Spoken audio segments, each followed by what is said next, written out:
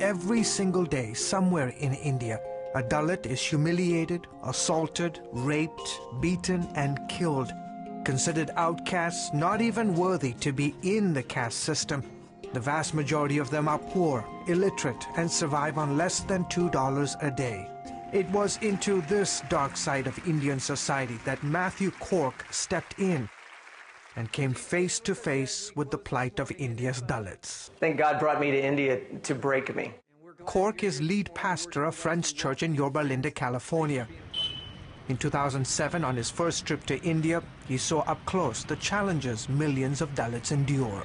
I think when I saw that they were considered untouchables, considered less than an animal, I looked at myself, I looked at my own children, and I said, how could anyone ever be treated that way? He returned to the United States broken by Dalit sufferings, yet emboldened by a call from God to try to help change their destiny.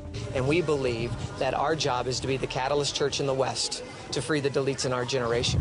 His main partner in India is this man, Dr. Joseph D'Souza. A temple prostitute. For some 30 years, Dr. D'Souza has worked on behalf of the marginalized and oppressed in India. Today, around the world, there are more slaves than even during the time of Wilberforce. Modern slavery is a huge problem. India is the epicenter of this problem.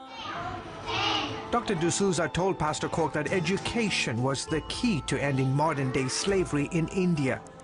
In 2002, D'Souza started Dalit Freedom Network with the goal of building 1,000 schools for Dalit children.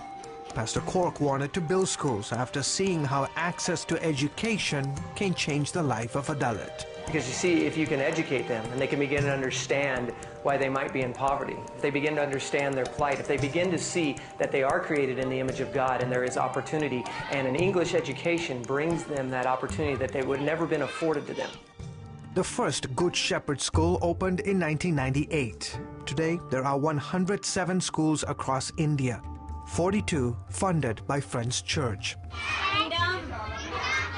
And the children attending these schools get more than just an English education.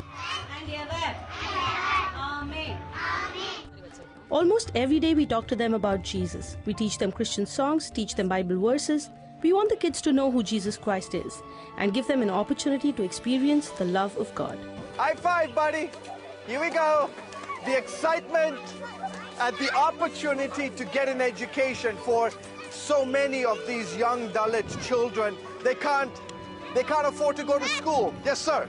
And so Good Shepherd provides them, and in essence doesn't charge parents a lot of money. It's a fraction.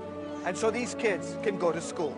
Friends Church has committed $20 million to build 200 schools across India.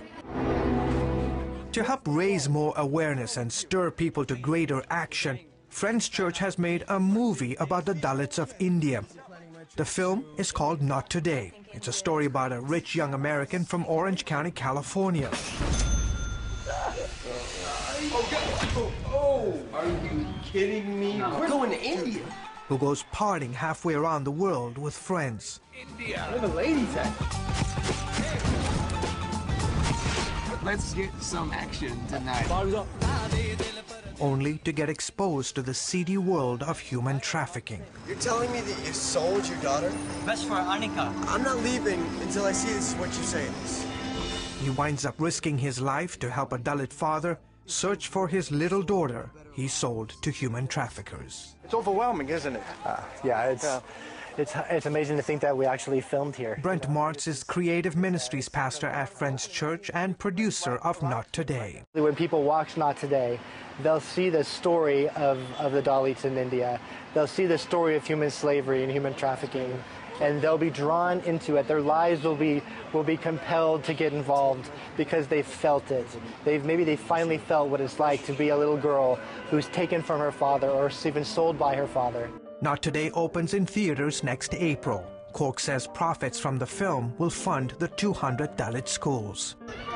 Cork admits breaking the caste system will take lots of prayer, but Friends Church and Dalit Freedom Network are in it for the long haul, determined to be the catalyst that helps free India's Dalits. And we're creating an eternal legacy where I know when I get to heaven, there's going to be thousands of Dalits there.